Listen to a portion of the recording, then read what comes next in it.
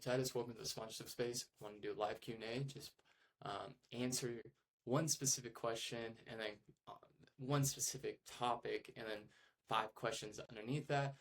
Like a live Q&A, I'm going to answer these just as live as I can. Problem is I don't have a big enough following to do a live Q&A where people actually chime in real time and get real questions asked. So I asked ChatGPT for a few questions. So the big overarching question, then we'll do 5 questions underneath that I will just answer as quickly and efficiently as possible, because I know your time is valuable and you're busy organizing events and getting sponsorship yourself, and I know that that's a lot of work. So let's dive right in. The top question is, what do sponsors actually want in return? Great question. Hosting an event, first time hosting an event, you're new to event sponsorship, you're trying to amp up your event sponsorship program, get a lot more sponsorship revenue for your property. Property is just a fancy word for your sponsorship asset, your event, whatever you're selling, your podcast, whatever it may be. Thing you want sponsorship for is called a property. What do sponsors actually want in return for that? ChatGPT gave me a few sub questions to answer that. What's the number one thing sponsors are really buying? Simple here. They're really buying access to your audience. If you've been on my page for any amount of time, that is what you're selling.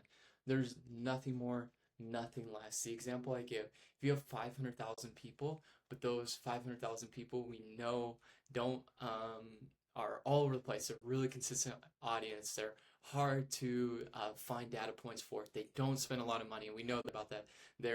We'll just put it like this. Say you had an event of 500,000 5-year-olds. Parents aren't present or whatever. That's a chaotic scene. But just play me out for the example. They have no buying power. You have no idea what they're into. They can't buy anything from any of these businesses that are sponsoring the event. 500,000, a lot of people. That audience, as close to useless as possible for a car brand, for anybody that's trying to sell product.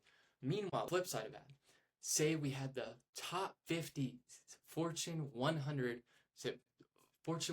companies. We had 100 CEOs in a room, an audience, and somebody was like, hey, you can sell sponsorship or I'll sell you sponsorship at this event. You can get access to these 100 CEOs of these Fortune 100 companies, literally 100 of the deepest pockets in the world. You can sell to Amazon, sell to Google, sell to whoever you like in that room, your product. If you had a software service that could fix any problem that Amazon has, if you could fix a problem for Google, that audience of those 100 people is probably worth $100 million, $100 billion. It's hard to get our head around how valuable that room would be if we could sell to that room. Therefore, 500,000 toddlers, 100 of the top CEOs in the world, vastly different audiences, vastly different buying power, and the impact of reaching that room. What's the number one thing sponsors are really buying? What I'm saying is they're buying access to your audience. If you're an event that attracts 5,000 young families, that's gold for companies like Toyota, Target, a local credit union that want to build relationships with that exact demographic. Understanding your audience and who they are is the most important thing that a company is buying. When they sponsor an event, that's what they want to know. We want 20 to 30 data points on your audience, and we want 3 avatars. These are dads who are coming with their kids. They're buying cars. They're looking to open credit cards. They're in the housing market. We want avatars, 3 avatars that attend your event. The avatar is just fancy for a type of person that attends your event, a made-up person that would attend that matches your audience demographic. And then we want 20 to 30 data points on them. Do they go on vacation? Where do they go on vacation? What type of cars do they drive? Do they have a credit card? What type of credit cards do they have? Where do they shop? What type of clothes do they buy? All of that is extremely valuable. A local health fair isn't selling booth space. They're selling access to people who care about wellness, which is perfect for a local chiropractor or a vitamin brand. Tip, takeaway from this, the action point. Stop selling event exposure. Start selling audience access. Boom. Question number one, put it right here. Question and answer. Stop selling event exposure. That doesn't necessarily matter. Start selling audience access. We'll actually get deeper on that in the next few questions. Here's your takeaway. Understand your audience. Put it right here. Say it like this. 20 to 30 data points on your audience. Free avatars of who attends. Boom. Question number one, moving along. Sorry, that took a little bit. Do sponsors actually care about logo placement? Do they care to have their logo on a welcome banner, hanging here, hanging there? Honestly, not really. Logos don't sell products. The sponsor won't spend $5,000 just to have their logo lost among 30 others on a banner. They want interaction, a chance for people to experience and try their brand. Now, there are exceptions to this. If your logo is behind Kim Kardashian at the Met Gala in her TMZ photo, her Getty Images photo, that's valuable placement. There are exceptions to this. But if you think that you're going to have a local 5K and you're just going to put their logo and you think that's worth $5,000 and you have 5,000 people, not worth it, right? You need to sell other things. And this is why I am a huge advocate for custom proposals. Here's what a lot of you are doing. Here's what I did when I first started in event sponsorship. I created these beautiful packages and I beefed them up, and I had a $3,000 and a $5,000 and a $7,500 and a $25,000 and a $50,000 package for my event. And what happened was I beefed all those up, and I was just like, okay, everything in this package, you also get in this package and in this package. And it's like logo placement here, logo placement here, logo placement here. So, but what happens when a brand looks at all that? That's incredible, but I'm not going to use all of that, because what I want is I want people to try my product. I have a new energy drink out. I have a new coffee. I have a new flavor of beef jerky. What I want is for them to try it. They know what my product tasted like previously, therefore they have brand awareness. They see my brand on the logo, but I am launching a new product and I want them to try that new product so that they buy that new product, right? These are marketing events. That's what sponsorship is. So to answer your question, no, they don't really care about logo placement. What we do is we beef up these packages with all these areas of where they're going to get their logo placed. And they probably don't actually care about that. So it's like, well, this is worth $5,000 as sponsorship. Yeah, but I don't care about 75% of that package. Let's create a custom proposal, custom sponsorship package that's unique to me and actually gives me what I want. Oh, so you're a beef jerky brand and you want people to try your new flavor. Okay, why don't we, instead of all these logo placements that you don't care about, why don't we give you placement right at the entrance, so as soon as people come in, they can get beef jerky in their hands. Red Bull has this motto, all we care about is cans in hands, cans in hands, cans in hands. That's their marketing motto, the method. They want as many cans in hands, aka we want people to try a product, because if they try a product, then they're more likely to buy it next time they're at the gas station. They're looking for an energy kick. So, short answer, no. They don't really care. There are instances, there are exceptions. I don't think they're necessarily a bad thing. But if you think you're going to sell a sponsorship package based off logo placement, let's get more savvy with it. Join the sponsorship space. We'll give you more savvy solutions. Instead of a logo on a flyer, offer presenting sponsor of the hydration station.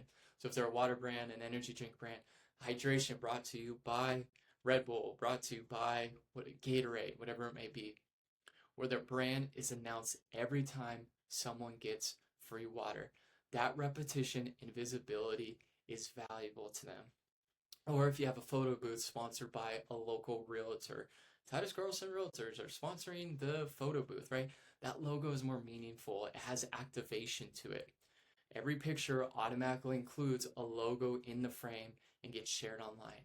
That is logo placement, but that is more activation and experiential. So I'm going to put no here. Sometimes good, get creative with it. Don't just place logos. And then I'll put the tip. I have some notes.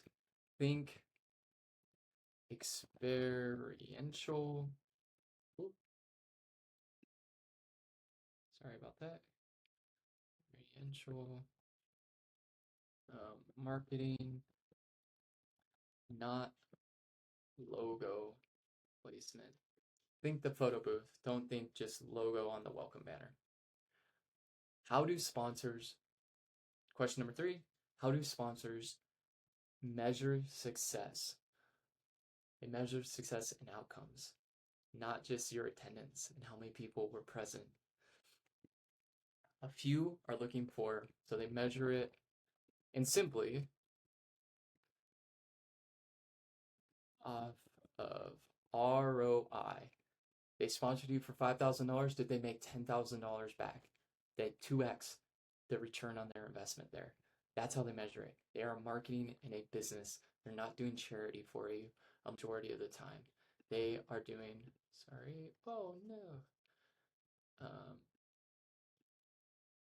That's annoying. They measure it off of ROI, the return on the investment. So some of them want direct leads.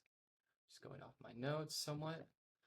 So I have everything top of mind. Some are going off of sales. Excuse me. Excuse me. I had notes for this. These can be QR scans. These can be new customers. Just literal sales. If they're a knife company and they're at your event, they probably just want to sell X amount of knives. If they're a car, they probably want to collect so many emails. So if they're like, okay, our goal, this is a family event. We know that this is a family event, and say this is Toyota that's sponsoring the event. And they go, okay, I know there's going to be 10,000 people there. I know that 75% of them are families and probably want to buy a Toyota. They're not luxury car buyers, but they're not like, they obviously all drive cars. They're in a suburban city, so cars are more valuable than in a downtown metro. So they go, okay, we want to sponsor this event. Oh, there's 5,000 attendees. Okay, we think if there's 5,000 attendees, right placement, we're going to collect 1,500 emails. And if we collect 1,500 of those emails, 10 of those are going to come in and look at a car, and one of those people are going to come in and buy a car from our local dealership. You see how this math is breaking down? I don't know exactly Toyota's metrics, but this is an example. Then they go, okay, if we get 5,000 attendees, 1,000 emails collected, it's probably a little high, but we'll just use that. 1,000 emails collected. We get 10 of those people to come in and test drive cars and sign up for a test drive. Then if we sell one car, say they're making $25,000 on the car when it's all said and done, attending your event is worth $25,000 in their mind. That doesn't mean you can charge $25,000, but they go, okay, we're willing to sponsor at, say, $5,000 to $10,000 to be at this event because we know the ROI, the data says that we will sell one car, get 10 test drives, and we'll make $25,000 off of this event. That's how you have to think. So, sponsors measure success in outcomes, not just attendance. Some look for direct leads, email signups, QR scans, and new customers. Others just want brand awareness. They want mentions, media coverage, engagement on social media. Here's an example of this. A local gym sponsoring a 5K may track how many runners sign up for a free trial or join afterwards. This is for a local gym. A bank sponsoring a family festival might measure how many parents downloaded their financial tips for families, or they get a PDF from the event's QR code. Those are just a few examples. So the ultimate tip here is ask each sponsor before the event. If you followed me for any amount of time, what would make sponsoring an event like ours a success? What does success look like for you? Then you can tailor the sponsorship package to that. If they really want social media engagement, that's going to look a lot different than if they want sales, if they want email leads, whatever it may be. That's how they measure success. Success is different for every brand because every brand is unique and all their marketing goals is unique. Some might want to be reaching a different demographic. Okay, gotta go, got less than 5 minutes. What can I offer beyond traditional signage? I'm gonna get real creative here. Sponsors want creative ways to connect with attendees a majority of the time.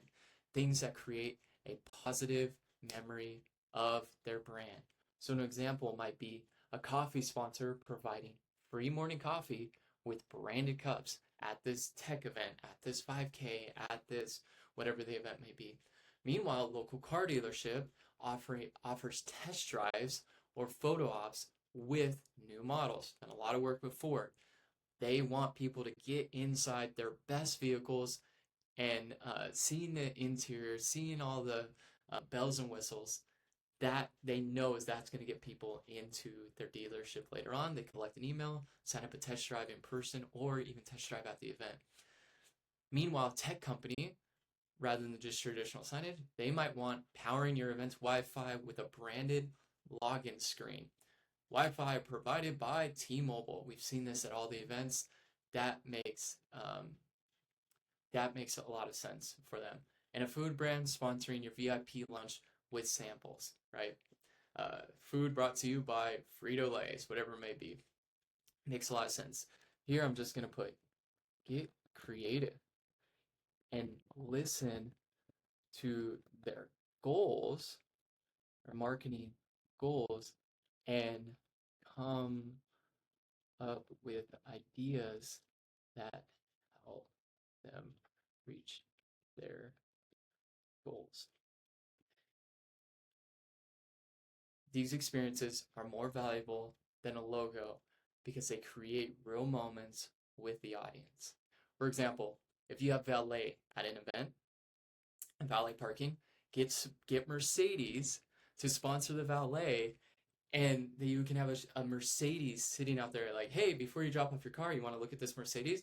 Or we'll drive you from one location to the next location in our Mercedes. Because people show up in their Hyundai, get in a Mercedes, and they're like, man, that's a pretty nice car. I want to schedule a test drive. This is great.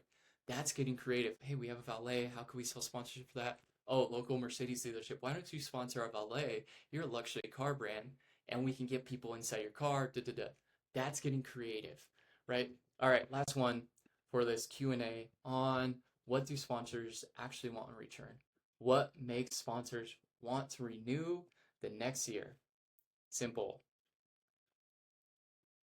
Real simple. Easy word. Let me capitalize it. Results. Was it worth it? They want proof of results. Show them you delivered. Don't just say it went great and we had X amount of attendees. Show them event attendance, photos of their logo with people in front of it, social media reach and engagement, any direct mentions or leads they received. Even better, include short testimonial from an attendee who interacted with their brand. We love the free examples from Frito-Lay's, and it made my kids so happy. My kids can't stop talking about how much it tastes. Treat your post-event report like a sales pitch for next year's renewal. There's a lot of tactics you can do. Make sure you provide them with water, meet their needs, make the hospitality of sponsoring your event great. That's all I have. 5 questions, power hour, few minutes of what do sponsors actually want in return from your event sponsorship. This is Titus from Sponsorship Space. I help coach sponsorship programs to grow their sponsorship programs, but more importantly, I help generate leads for sponsorship programs with very little to no work on your end, and that's what I deliver for you. Shoot me an email. go to my website. Love to work and chat with you about your event. Best of luck. This is Titus from the Sponsorship Space.